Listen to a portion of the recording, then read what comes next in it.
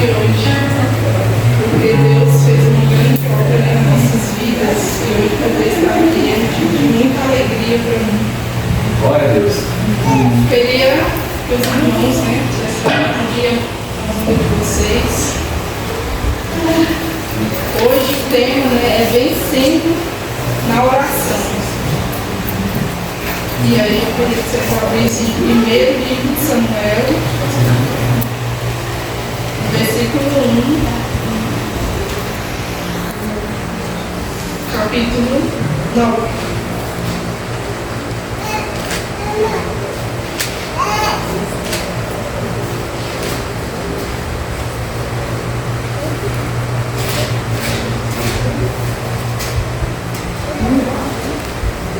Amém?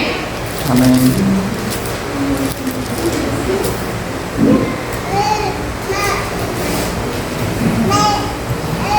Vamos lá, versículo 9. Ana pede a Deus um filho. Aqui no meu título diz assim: certa vez eles estavam em Siló, tinham acabado de comer. Eli, o sacerdote, estava sentado na cadeira, na porta da tenda sagrada.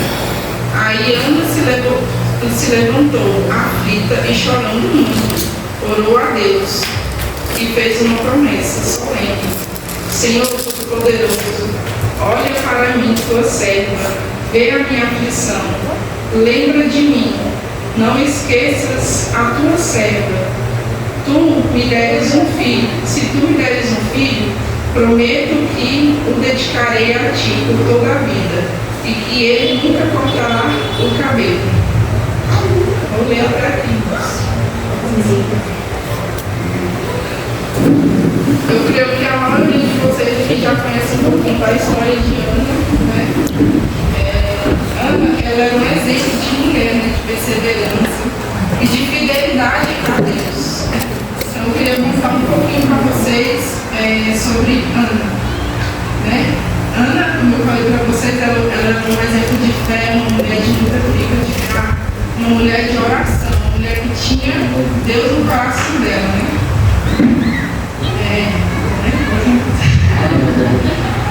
Eu tenho maneira de falar muito rápido, Ana, ela tinha um esposo que se chamava Eucana. E Eucana, ele tinha duas esposas, né? Ana e Penina. Penina, ela tinha filhos, porém Ana não tinha filhos. Eucana tratava Ana com um pouco mais de zelo, com um pouco mais de cuidado, né? Pois ele amava ela muito e por ela não ter filhos, ele tratava ela um pouco mais de cuidado, né? De zelo, pois ele amava ela demais, né? Eucana tinha anualmente, ele tinha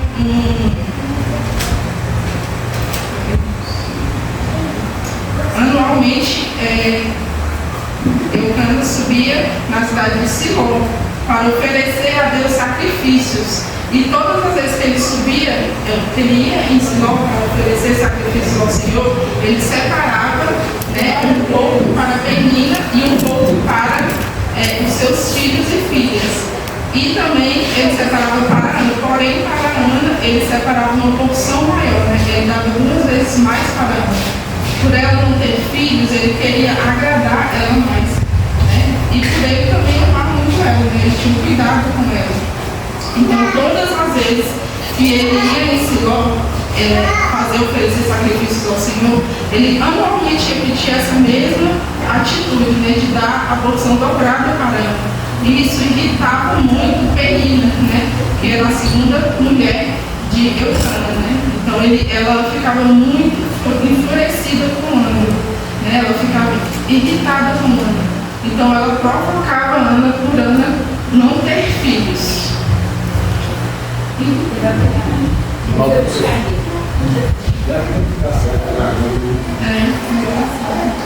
Então ele consolava Ana só sabia chorar, né? Quando Penina ficava ali irritando ela só sabia chorar. Então Eucana ia lá, consolava ela, né? Mas Ana chorava porque o sonho dela era ter filho, né? Então Penina tocava bem na ferida dela, né? Então ela chorava muito. Ela ela ficava muito triste. Aí, irmãos, com base nesse texto que eu li para vocês, eu separei alguns tópicos, né? Separei 5 tópicos para a gente estar focando.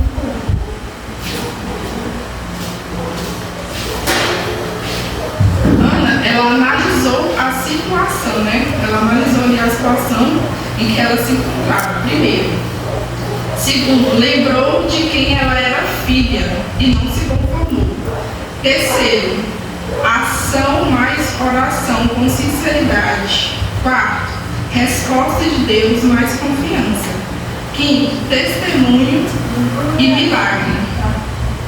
Então, eu vou falar com vocês um pouco sobre cada um desses tópicos. Ana analisou a sua situação. Eu creio que Ana olhou para a situação dela, irmãos, não como o Eucana, conformado, né? Porque o Eucana já tinha se conformado. Então ele agradava ela porque na mente dele era aquilo e Ana não ia ter mais filho, né? Então, mas era o sonho dela, então ela não se conformou.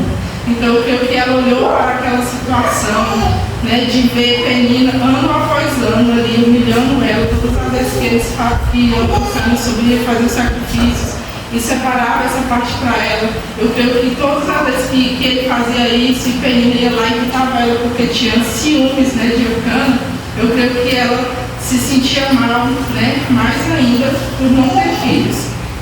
Naquela época, irmãos, era comum, né, o homem ele ter uma segunda esposa, caso a primeira não fosse fértil, não tivesse filhos. Então, Penina era a segunda, né, esposa de Eucana.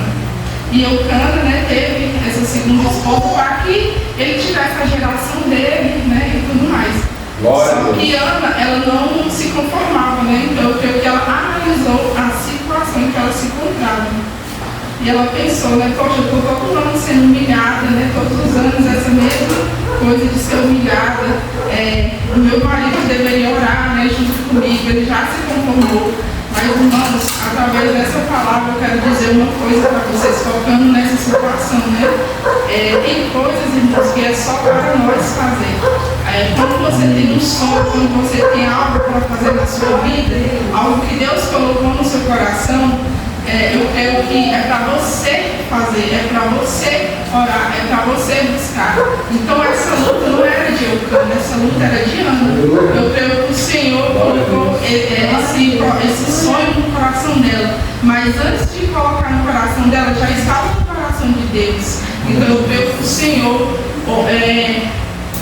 olhava para aquela situação, mas ele tinha o tempo certo para agir na vida de Ana. Então, com essa situação, eu quero que vocês entendam que tem coisas nas nossas vidas que é só nós que podemos fazer. Não adianta a gente querer colocar para o outro, né? Como eu disse aqui, Eucana conformou com a situação, né? Ele era um marido, ele consolava ela, ele amava ela. Teve algum momento aqui que ele até falou: não sou eu melhor para você do que 10 filhos, mas não era isso, entendeu? É porque era o sonho dela ser mãe. Glória a Deus. Então ela analisou a situação, né? Ela se viu naquele estado, então ela não quis aceitar, né? Então, irmãos, eu já vou para o segundo tópico, né? Que Ana se lembra de quem ela era filha. Se lembrou de quem ela era filha, né? Naquele momento, irmãos, ainda a Ana não tinha promessa, né? De Deus. Quando estamos tristes, quando estamos em situação difícil, a quem devemos recorrer? Quando estamos tristes, quando estamos angustiados? Eu creio que a gente deve recorrer a Deus, né? Que só Ele pode todas as coisas. Glória a Deus. Mas aí você pode me perguntar, mas Ingrid, por que Ana precisou esperar por algum tempo? Aqui na Bíblia não fala o tempo que ela esperou, mas eu percebo aqui na Bíblia que fala que Eucana já tinha filhos e filhas, e por a outra já ser a segunda esposa, eu creio que ela esperou muito tempo, né? Para ele já ter tido filhos e filhas, né? Eu creio que ela esperou um tempo. Mas por que ela precisou esperar por tanto tempo assim? Às vezes a gente se pergunta até mesmo por que a situação não muda, mas Deus ele sabe o tempo certo para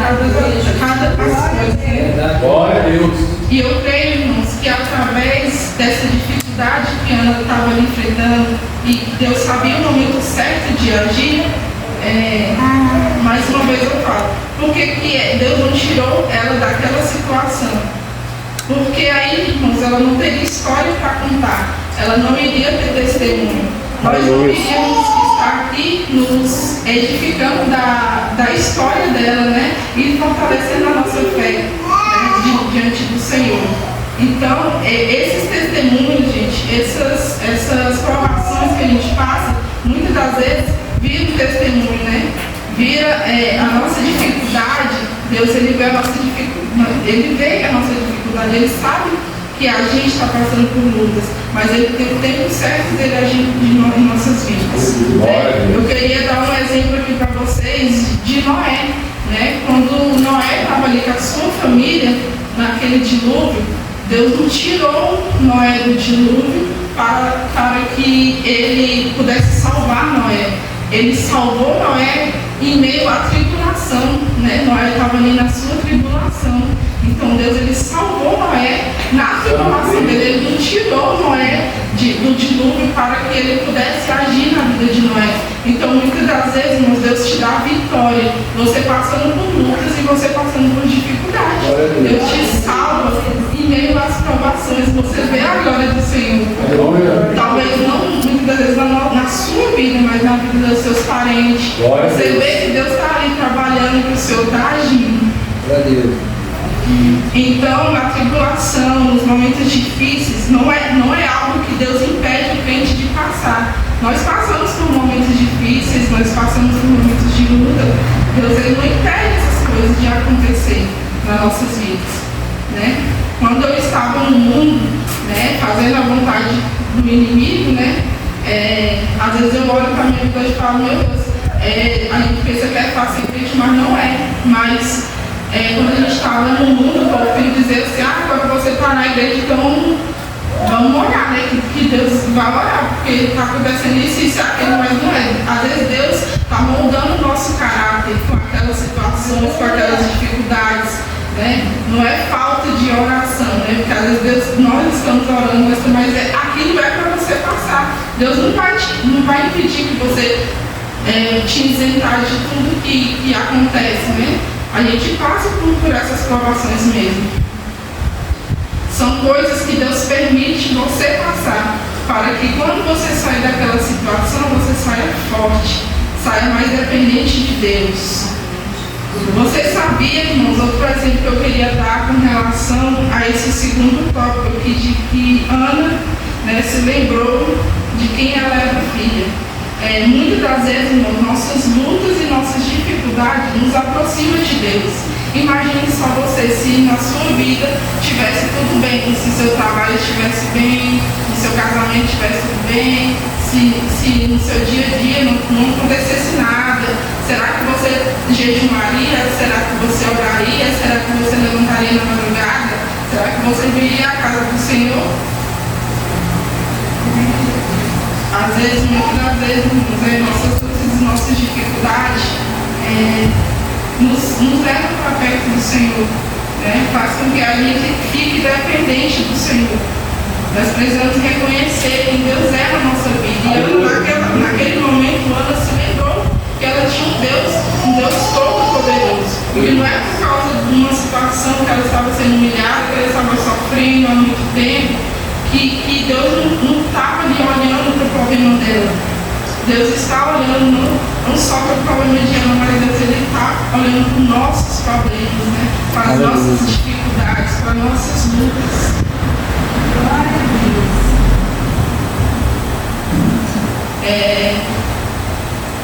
Então Ana se lembrou de quem era Deus na vida dela.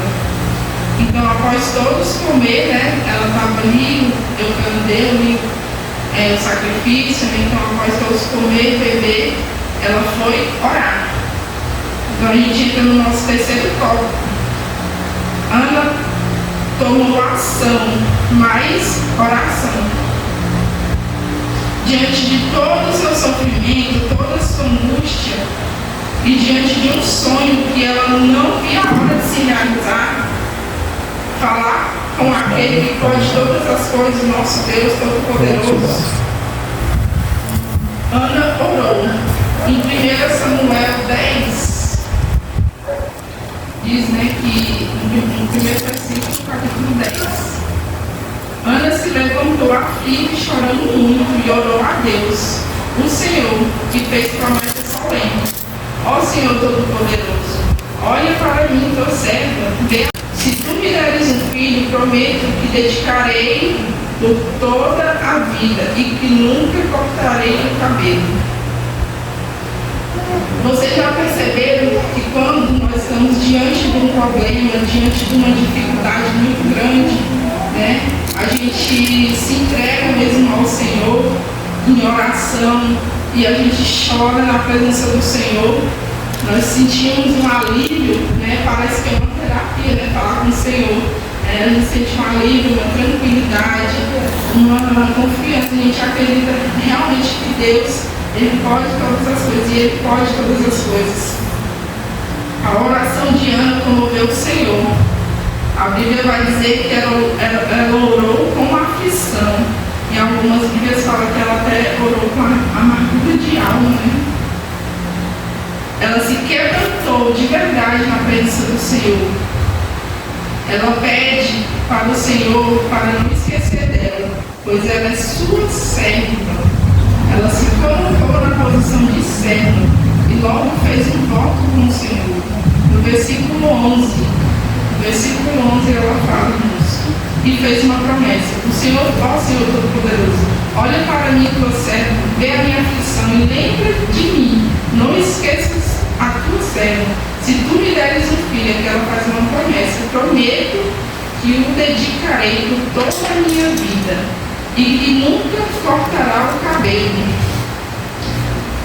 Eu queria fazer uma análise aqui mais uma vez com vocês e separei alguns tópicos também para a gente entender um pouco sobre essa oração que Ana fez. Primeiro, Ana, ela reconhece quem Deus é, quando ela diz Todo-Poderoso. Segundo, quebrantamento de coração. Ela estava ali, não aguentava mais, então ela falava: Senhor, vê a minha aflição. Compromisso, voto. Ela fez um voto com o Senhor. Se me deres um filho, eu prometo que dedicarei a ti por toda a vida, e ele nunca cortará o cabelo. Você tem reconhecido quem Deus é na sua vida? Reconhecer quem Deus é. Para mim, Deus, Ele é a minha salvação em primeiro lugar. Ele é a salvação da minha família. Ele é a restauração da minha família. Ele é a minha cura. Ele é o meu tudo. Ana se derramou na presença do Senhor, segundo tópico. Quando foi a última vez que você chorou na presença do Senhor? Eu estou só chorando, ultimamente. Eu estou chorando, eu estou criando, eu estou lembrando de novo.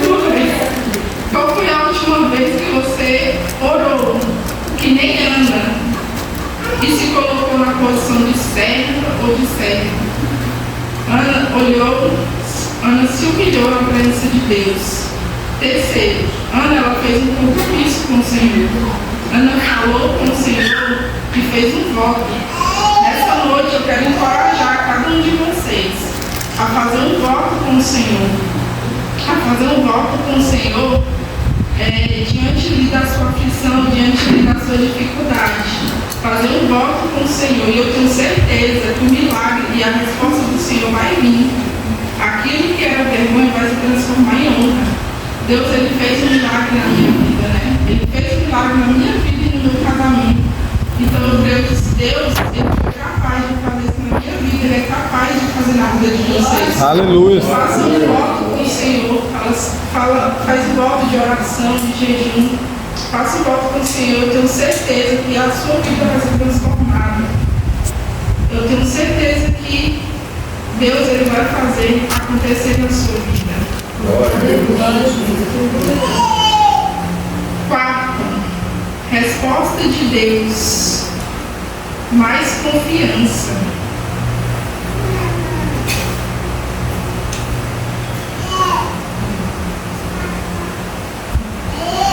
Irmãos, quando estamos ansiosos, parece que Deus está em silêncio, né? Quando a gente está ali diante daquele problema, daquela dificuldade, parece que Deus se esqueceu da gente.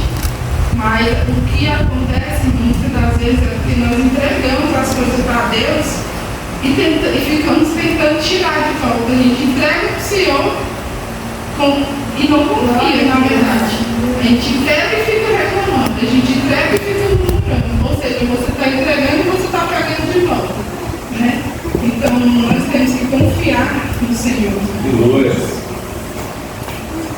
Quando nós confiamos no Senhor, é o mesmo que dizer, quando nós não confiamos no Senhor, é o mesmo que dizer que Ele não pode todas as coisas. Então, se você reconhece a Deus como Todo-Poderoso, como você não consegue confiar no Senhor?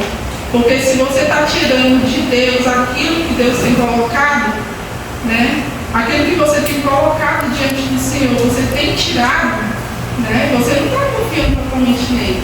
Porque quando a gente reclama, ou quando a gente murmura, a gente está tirando da mão de Deus, né? Ou até mesmo muitas das vezes a gente toma a frente, né? A gente fala assim, não, Senhor, faça isso, eu vou esperar, amém, vou esperar no Senhor, faça a sua vontade. Daqui a pouco a gente está dando nosso jeitinho de tomar a frente do Senhor, né?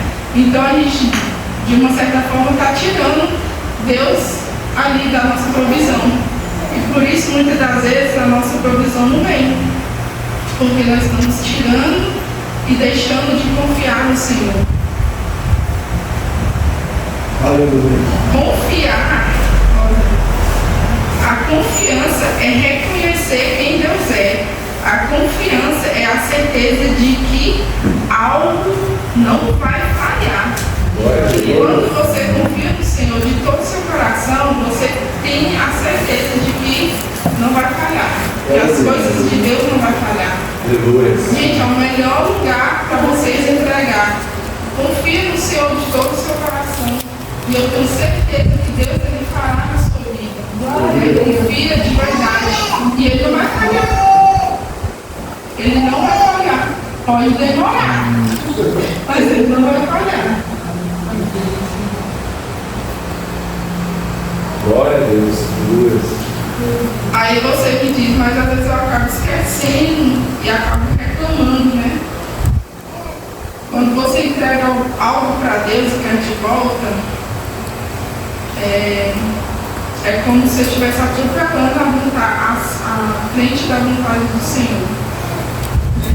Então precisamos entregar e descansar no Senhor. Naquele momento, Ana, ela orou e ela entregou ao Senhor. Naquele momento que Ana orou, e Eli fala aqui um pouco mais abaixo, né? Deixa eu ver se eu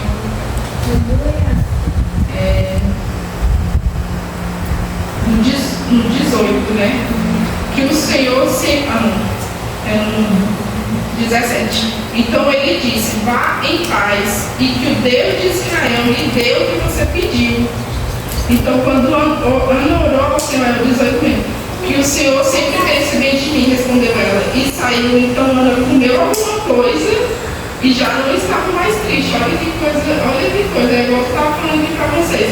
Quando a gente ora e entrega para o Senhor, a gente descansa, a gente sente aquela paz, aquela tranquilidade, quando você sabe que Deus está agindo na sua vida. Então Ana, ela orou ao Senhor, ela entregou. E nisso, ela estava sem comer, ela estava sem beber, ela estava triste. Aqui na palavra do Senhor falou que ela comeu alguma coisa e já não estava tão triste. Olha só, o seu semblante já tinha mudado. Ela confiou no Senhor inteiramente, né? Glória a Deus. Às vezes, quando Ana aqui, ela recebeu naquele momento, né? A resposta do Senhor. E quantas das vezes, irmãos, a gente recebe a resposta do Senhor e mesmo assim, Deus está falando com você que vai fazer algo pela sua situação e mesmo se você continua a duvidar, continua ali deixando de confiar no Senhor, né? Então, Ana, às vezes quando recebemos respostas, mesmo assim, duvidamos e não confiamos inteiramente. O tema da mensagem é vencendo na oração. Então vamos aprender a vencer na oração. Deixa Deus agir, deixa Deus trabalhar. Ele tem o tempo dele. Aleluia. Glória a E Deus. se os irmãos tiverem alguma dúvida sobre essa confiança, eu queria dar uma vez, você consegue colocar para nós? Salmos 84, 12. Glória a Deus.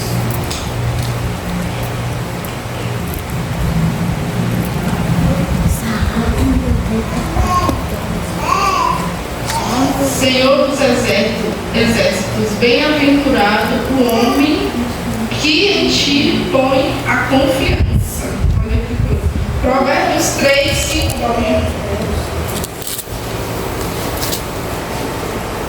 Glória a Deus, aleluia. Filho meu, confia no Senhor de todo o teu coração e não te estribes no teu próprio entendimento.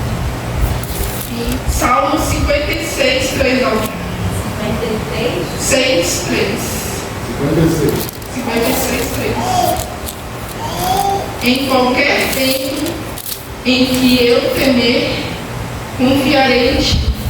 Em qualquer tempo em que eu temer, confiarei em ti. Provérbios 30, 5. 5. Toda a palavra de Deus é pura. É escudo para os que confiam nele. Glória a Deus. E esse último Galvin Salmos 91, 2, que eu amo.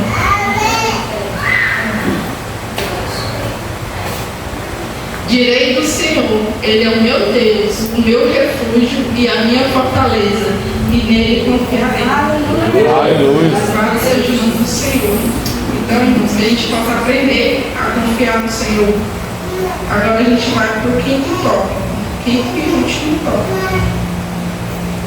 Testemunho milagre.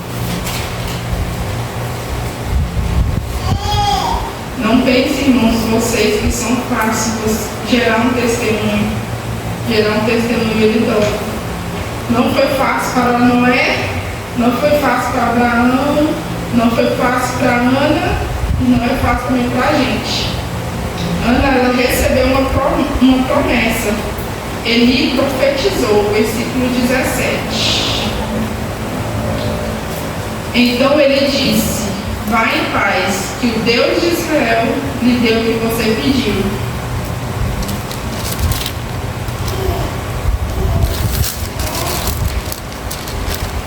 Quando entregamos algo para o Senhor, precisamos confiar que está na melhor mão. Não podemos ter dúvida e nem questionar. Se você entregou. Ana saiu dali com a certeza. É tanto que ela comeu, bebeu e já não estava mais triste. Veio o milagre. Samuel nasceu. Acredite, tudo tem o seu tempo para acontecer. Ana, eu fiquei surpresa com isso aqui. Ana, ela não era estéril, ela teve o estômago fechado por Deus por um tempo determinado, pois Deus tinha um plano e um projeto para ela, para o seu filho, o filho de Ana. E por isso ela teve no momento certo. Aquele menino Samuel, ele já ia vir ao mundo como testemunho. Não foi fácil, mas a promessa se cumpriu. Os planos que Deus tinha para Samuel, nem Ana podia imaginar. Deus queria que o menino Samuel fosse o próximo sacerdote, já que os outros que estavam ali já tinham sido corrompidos. Samuel cresceu e desde pequeno ele ouvia a voz do Senhor. Aonde que Ana poderia imaginar aonde Samuel fosse chegar? Por isso Deus ele tinha um tempo determinado, para que ela engravidasse, para que ela gerasse Samuel, Então ele, desde pequeno ele já ouvia a voz do Senhor. Para vocês terem uma ideia do que foi Samuel. Samuel ele cresceu e desde pequeno ouvia a voz do Senhor. Se tornou um líder nacional, um juiz e um profeta. Ele ungiu Saul. Como o primeiro rei de Israel. Logo mais à frente ele ungiu também Davi, o rei de Israel.